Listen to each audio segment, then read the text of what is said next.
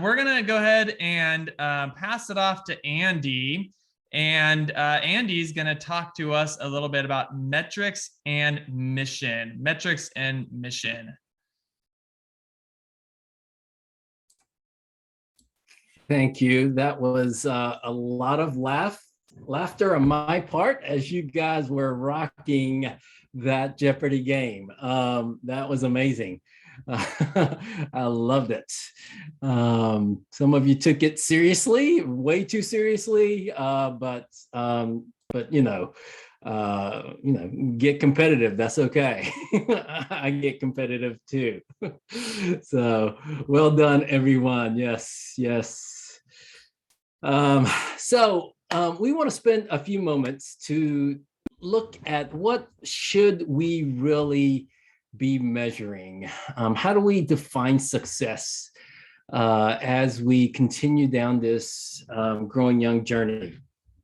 Because the way that we measure success in the past may not be the way that we need to be measuring success today. So we want to really focus on what does it mean to, how do we define success? How do we move from attendance as our measurement of success to mission?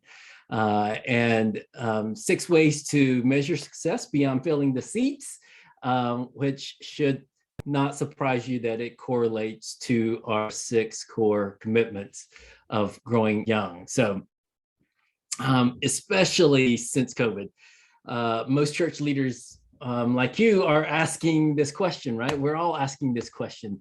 Are people coming back or will they be back? And so one of the frustrations you may be feeling is this pressure to measure attendance.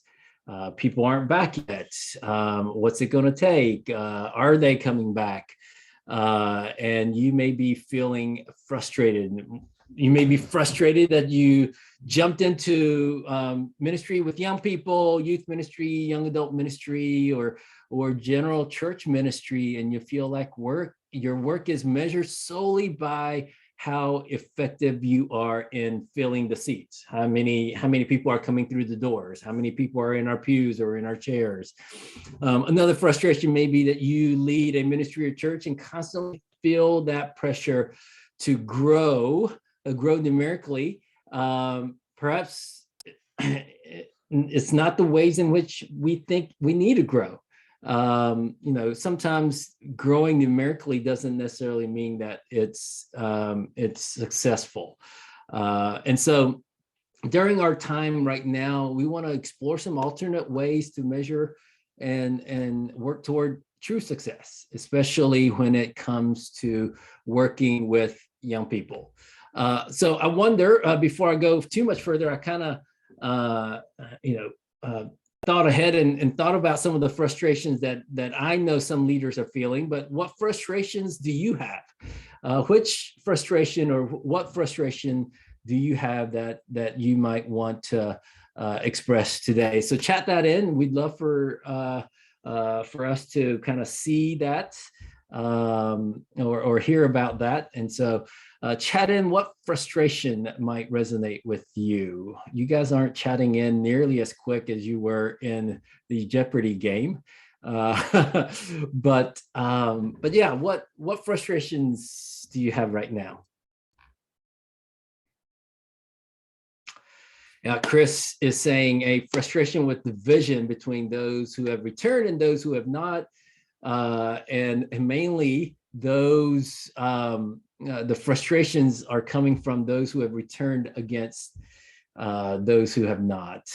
Interesting. Yes. So there's a lot of tension there among the people in our churches. Number one, we lost. Thanks, Andrew and Alexa, Team 9. And then people re-engaging in serving. Yeah, re-engaging in serving is a frustration, right? A lot of churches that I know are having to re-recruit all their volunteers and are having a difficult time in recruiting volunteers right now. Parents and families not making faith a priority. I don't know that that's a new a new frustration, but certainly a frustration that many people, many leaders feel, especially after the pandemic, right? Not that we're out of this pandemic, but at least during this pandemic, as we have reopened and coming back to the church and gathering together in person again, some are. I know some have expressed, hey, we're not comfortable coming back quite yet to be with the crowd, but yet we see them out everywhere else. And that can be a source of frustration for leaders. People sporadically being present for worship. Yeah, all of that. And yeah, so there's a lot of resonance there. Congregational First Pres of Naples, congregational members expecting more youth involvement without realizing why they may be absent. Yeah, lots of expectations without a whole lot of maybe support or understanding in our congregation. So a lot, yeah. I mean, there's a lot of frustration that we feel along the way. So I want to be vulnerable a little bit here and share a little bit of some of my failures as a leader. Some of you may resonate with this.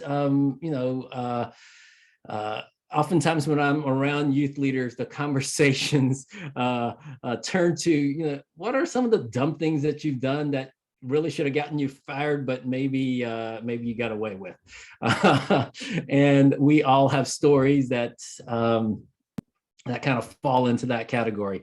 One of which is, for me, early in my ministry with young people, we were on a choir trip. This takes you back a few years, right? The fact that we had a choir and that we took choir trips with young people, but that in order to save money, we were looking for the cheapest hotels as we were traveling. And my music minister who traveled with us, obviously led the choir, liked to stay at Super 8 motels. Not to speak ill of Super 8 motels, but one of which we stayed in was in Atlanta, and we didn't do enough homework because it was right across from a gentleman's club, which is not that very gentleman-like, and the hotel rented by the hour. That's always a bad sign. And so we just told the students, do not come out of this room until we knock on your door. And yeah, it was not a good moment in my youth ministry days. Another one is, surely this is, I've only done this and no one else has, but left a student at a rest stop on a mission trip, didn't count correctly when I got back in the bus, and it was a few miles down the road before we knew that we had one missing. Surely I'm not the only one to leave a student behind, and it's never the one that you want to leave behind, right? Not that I've had that feeling, but it's never the one. Another one that was a epic fail of mine. I put students on a roof on a mission trip, and it was just a dreadful mission trip. It was to Alabama. Not that Alabama has anything to do with that, other than it was just hot. It was over 100 degrees every day, and it was registering about 120 degrees on top of that roof because of the black tar paper that we were working on. And we still went ahead and did the work, and it was just brutal. Probably not something that I would recommend. I could spend hours talking about my failures as a youth leader or as a leader in general. But here's one that is probably the most embarrassing, and I didn't even realize that I was doing it. I've measured my success in ministry by the size of my youth group. I measured the success of, of a retreat by whether I had more students than I did last year. My own self-worth was really based on whether the students liked the trip that I planned for them. I joke a lot about when I was a youth minister, I joked that, my second career was going to be in becoming a travel agent, because I felt like that's a lot of the work that I was doing. I was really felt like I was on the hamster wheel of youth ministry, because I felt like I really had to outdo what I did this year, next year, and up to the point where I was ready to really call it quits. I was putting incredible pressure on myself, but I also, looking back, put a lot of pressure on the young people and the parents. Hey, go on this retreat, go on this mission trip. Not necessarily because, not necessarily because I wanted them to experience God in unique ways. I did. Let's not take that totally out of the equation, but certainly I also had the ulterior motive that I wanted more students this year than I did last year, and so forth. And I fell into this trap. But we know that attendance number really is an incomplete report card, right? It's not the end all be all. It's not really a reflection of what success looks like. It's not a reflection of what God is doing in the lives of our young people. It's not a reflection of the impact that the church is having in the faith of a young person. But for so many leaders, so many people in the pews, that's what they measure our success by, right? That's what they measure the ministry by, is how many people are showing up, how many people are coming through those doors, and we all, in some way, feel that pressure. But I want us to really think about changing that paradigm this time around. What if we evaluate our church based on mission and not attendance?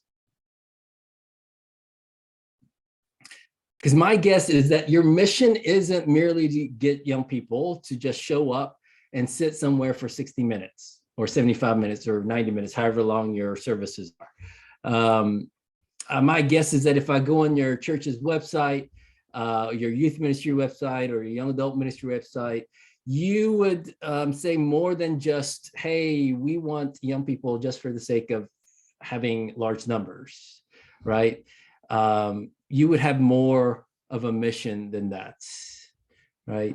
So why are we basing or grading ourselves on attendance when our mission isn't just about getting people together in one place for a certain period of time?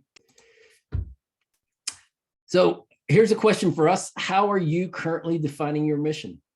Love for you to chat that in. How are you currently defining your mission? Is that your church, in your specific area of ministry? What is, how do you define your mission? Chat that in, and let's see what our mission might look like.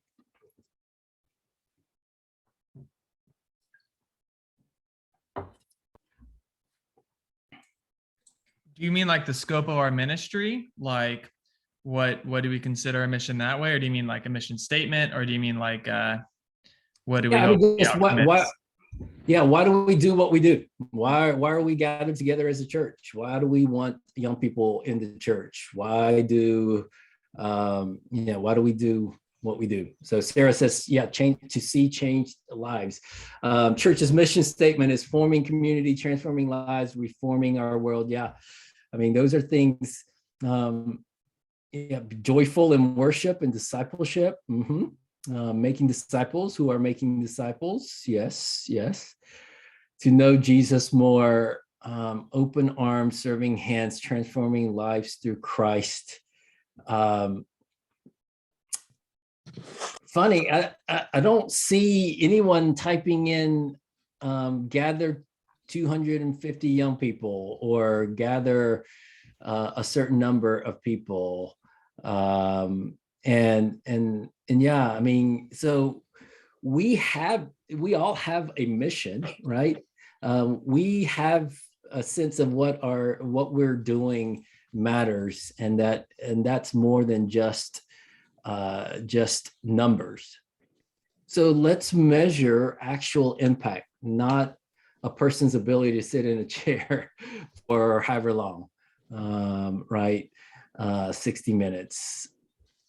So what might you measure that reflects your ministry, the values that your ministry upholds? What might you measure that reflects whether your ministry, the values that your ministry upholds? And it's more than just numbers. So what should our measures be, new measures be? Well, we want to obviously put this into context of our 6 core commitments and of growing young. And so let's take a look at real quick of things that we may want to consider. And this serves as kind of a refresher also of our 6 core commitments. So first one is key chain leadership. And so instead of centralizing authority, empower others, especially young people. That's what we desire in key chain leadership, right?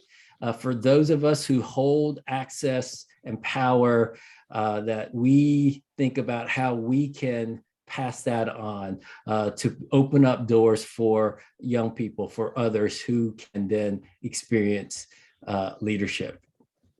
Yeah. And so what kind of metric can we use with key chain leadership? We want to get really practical. A metric that we thought about. How many young people are currently being trained for meaningful leadership, or given the opportunity to handle an important aspect of ministry in the church?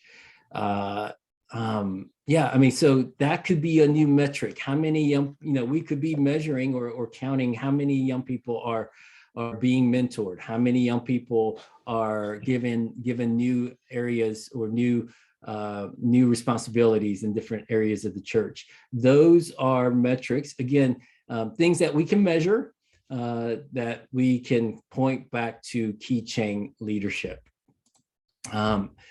Second core commitment is empathizing with today's young people. Instead of judging or criticizing, stepping into the shoes of our young people, right? To walk a mile with our young people, to journey with, to sit on the curb with them, and to really get to know them. And so what's a metric that we can think about or measure for empathizing with today's young people? How many adults in your church have meaningful relationships with young people? That's something that we can measure, right? We can measure the number of relationships, number of meaningful relationships that our adults are having with young people.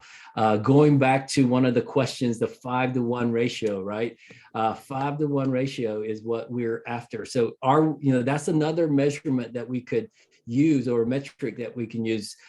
Do our young people have at least 5 caring Christian adults in our church that they can go to if they need to talk with someone, right? Do they have at least 5 caring Christian adults who they feel like are people that they can talk to? So that's a metric that we can use. Taking Jesus' message seriously. Instead of asserting this formulaic gospel claims, we welcome young people into this interactive life with Jesus-centered way of life, more grace-filled life, less on the do's and don'ts, and more about walking with Jesus to become more like Christ. And that's the central part of taking Jesus' message seriously. So a metric for that could be, well, how many young people understand grace and really can talk about it on a personal level? Maybe we measure or we have conversations with their young people, really trying to help them to articulate this idea of grace, that Christ has sacrificed himself for us, that God showed up and provided a way for us to have an abundant life, not only today, but also for eternity. Do our young people truly understand what it means to live a life of grace? Do they show grace to other people? So I see the question from First Pres in Naples. How can you interpret that depth within young people? I think you can talk with them. So you can talk, interview them, help them to articulate that. And I think you can measure. I think we're all have a sense of knowing when the young people are going deeper and deeper into that understanding of grace, right? When we talk to them, maybe we talk to their parents. Are they, is the young person living kind of a grace-filled life at home, talking to their peers, and really understanding, are they living the life that we talk about with young people? Are they living it outside of church when we're not necessarily with them? Those are ways in which we can measure. It may not be a numerical number, but it is something that I think we can measure in the lives of our young people. We can also measure, do our young people really know and understand why we celebrate seasons like Advent and Lent? How can we measure that? Maybe having some opportunities for them to converse about their understanding of Advent and Lent and those kind of things. So just the different ways of things that we can think about of measuring. Zach, I'm not totally following all of the chat. Is there anything that I need to stop and address at this point, or can we come back to it? That's just a lot of great conversation. Great. Keep going. I love it. Love having good conversations in multiple places. So the next core commitment is fueling a warm community, right? Instead of focusing on, being cool or trying to draw young people with things that are on the surface, we aim for true, warm, peer and intergenerational relationships, friendships. So how do we measure something like that? Maybe one of those measurements could be how much budget do we direct towards cultivating warm values? This is not just in youth ministry, right? This is a whole church question, right? So how much do we spend on directing and cultivating warmth values? Things like welcoming and accepting, belonging, authentic, hospitable, caring. I wonder how we can do that. We can also measure, once again, going back to those relationships, intergenerational relationships. How often are we seeing intergenerational relationships being formed? What are we doing to do that? So those are some of the metrics that we might want to consider. Prioritizing young people and their families everywhere. Instead of giving lip service to how much young people really matter to us, we are to look for ways to tangibly support and involve them in all facets of church.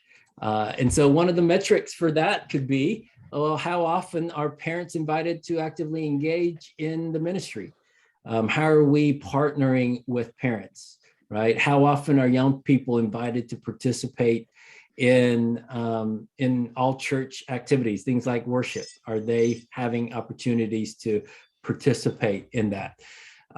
So prioritizing young people and families everywhere. Again, it doesn't have to be numerical metrics, but we know when we are making progress in some of these areas, right? We can see better engagement. We can see more people asking questions about certain aspects of this. There's so many ways in which we can measure. And then the last one is be the best neighbors. Instead of condemning the world outside of the walls of the church, enabling young people to neighbor well locally and globally. Just a reminder of be the best neighbors. And again, this one's fairly, could be fairly straightforward, or there's some other ways to measure this metric, but how much of our church's resources are going directly to serve communities in need? So this is more of church-wide missions focus, right? How are we engaging our community? How many partnerships with community organizations do we have? Or maybe how many of our church members are going out and serving the community in the multiple ways in which they're engaging the community, and spending some time in measuring that and telling those stories and of how we can be best neighbors. And so those are the metrics that we can consider that will help us to really focus more on mission rather than just attendance, right? So just a couple of more slides here. Some of you might be thinking, yeah, this sounds really good. However, some of you may be thinking or even saying this to one another. My church or board will never go for these instead of attendance because we're so ingrained in attendance.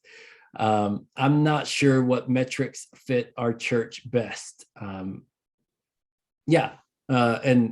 don't we need to put our whole church under a magnifying glass? Well, let me kind of address each one of those. My church or board will never go for these instead of attendance. And hear me when I say this, is that attendance is still a measurement that can be measured, right? I'm not saying let's throw that out, never measure that again, but maybe we do that and other things. Maybe we can say, hey, if we're the youth pastor and our board or our leaders are saying, what's your attendance? Well, okay, we give them our attendance, but we also give them some stories of how your ministry is making an impact in the young people. What's happening in the young people that's showing the impact of what you're doing. So it's not a either or, it could be a both and. Jason, I'm with you. I can throw it out too, but sometimes that may not be an option in some settings. I'm not sure what metric fits our church best. That's why you're here. That's why you're going to have some team time. You want to talk about how do we measure success in each of these core commitments. If you are stuck, talk to your growing young coach. That's why they're there with you, walking alongside of you. And maybe in the meantime, if you have similar stories like mine, when I was putting so much pressure on my young people and my parents of the young people, who I just needed them to show up because not necessarily for them, but for me. Maybe that's something that I need to apologize for. And I did. Maybe that's something that you might want to consider. And then last one, don't we need to put the whole church under a magnifying glass?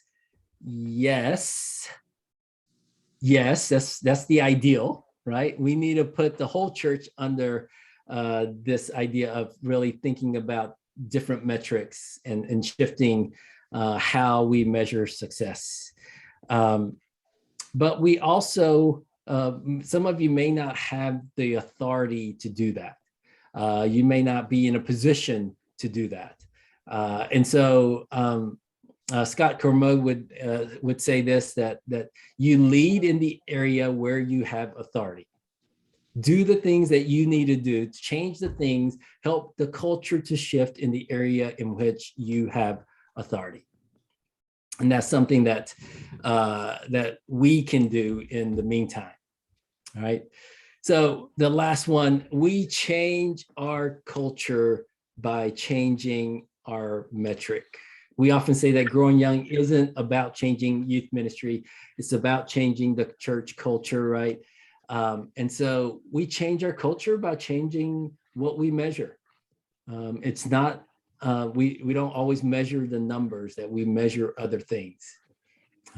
That leadership values need to be reoriented in order for you to move beyond just the measurement of attendance to more of a value-based, more mission-driven measures that we hope for.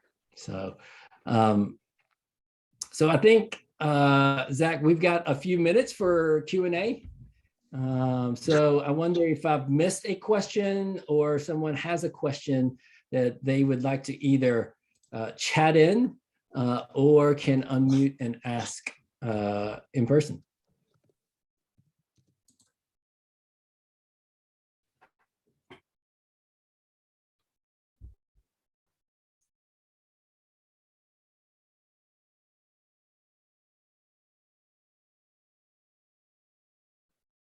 I'm scanning back through some of the chats, and Jason, you're absolutely right. We measure, we want to help measure things that matter, and that includes measuring not only with young people but with the whole church, right? And so, yeah. And thanks for that goal. Is to measure quality, not quantity. Absolutely. Quality over quantity. What kind of impact? Measuring impact is something that that we can do. So what impact are we making? Sarah, I'm sorry, Lee, would you speak to some potential input goals rather than output goals with these 6 areas? Oh, that's a great question. And that really is what we're asking you guys to do in some of the work in your church transformation plan, right?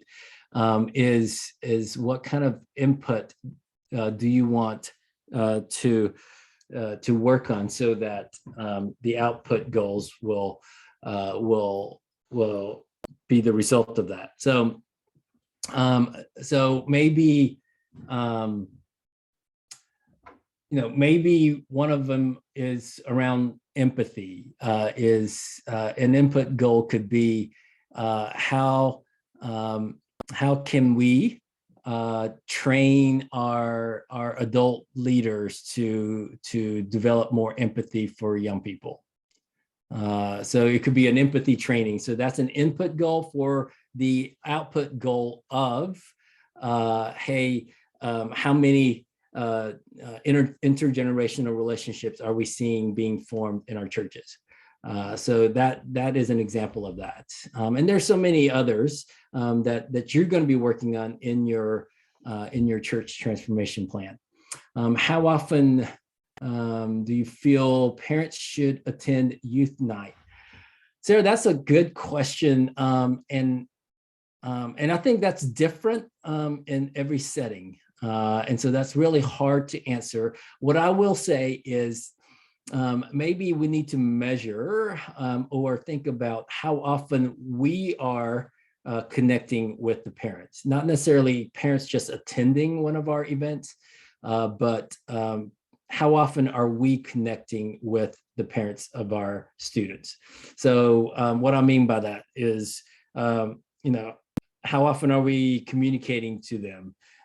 So, whether it's emails or apps or Instagram or any of those things, how are we communicating with them? How are we checking in on our parents of teenagers or young adults? How are we equipping them? So are we sending them articles, or are we providing resources for them to be able to feel like they are being better equipped to be the primary influencer of the faith of their young person, right?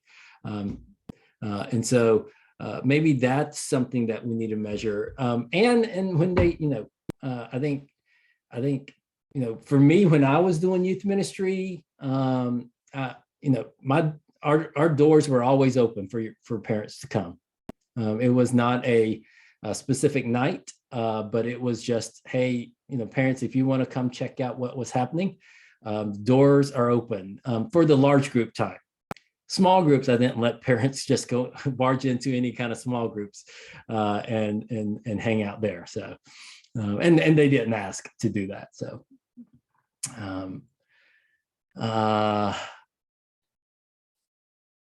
yeah. First Pres in Naples, we have been becoming emotionally equipped to sit with ourselves and in turn be there for our young people. That's so good. So good. We're grateful for that. That's so awesome to hear. And Jason, you asked about narrative budgeting as a way to help change the metrics. Yeah, focusing. That's something that I've heard of other churches do. I have never personally done that, but would love to.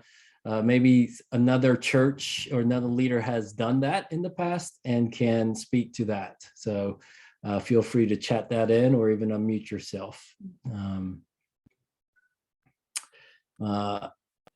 Emily, thanks for the affirmation.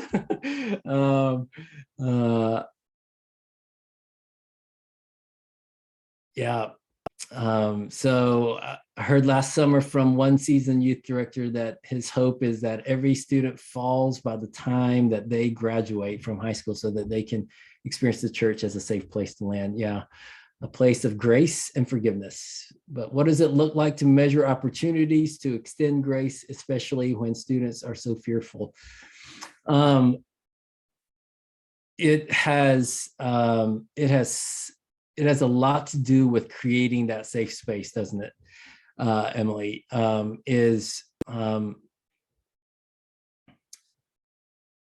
Can we and have we created space for young people to be authentic? Because we don't have to hope that they fail by the time that they graduate. They will. They have. They continue to. We continue to. So I think the measurement there is, how often are we hearing about those stories of a fall and stories of grace that follow, right? How often are we hearing about those stories? Because more and more that happens, more and more the young people feel like, hey, this is a safe place. I feel like they are willing to share more and more along that line. And more of those stories surface to the top.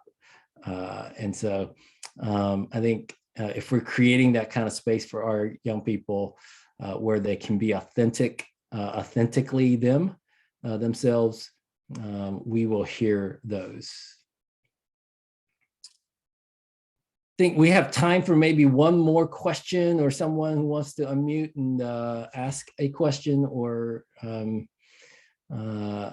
share anything that any reflection.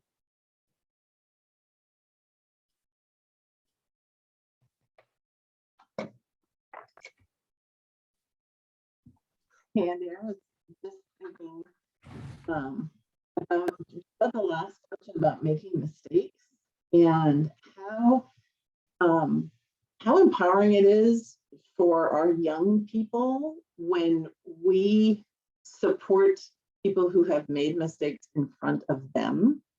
What's coming to mind is as simple as, hearing the criticism about the misspelling in the bulletin or the slide that doesn't match. And some of our older generation in particular can be very verbal about those kinds of things. And I think when our young people see us react to that with graciousness towards the mistake as opposed to agreement, it makes a big difference. Oh, yeah. Thanks for that, Heidi. Yeah, I mean, we need to be the model for our young people, right? And what we, the way that we walk and carry ourselves, and the way that we act and react, our young people are always watching. They don't miss a thing, and that's where authenticity comes, right? Sometimes vulnerability means that we admit our own mistakes. That if we want our young people to be vulnerable and feel like they have a safe space, they need to know that, hey, we make mistakes too.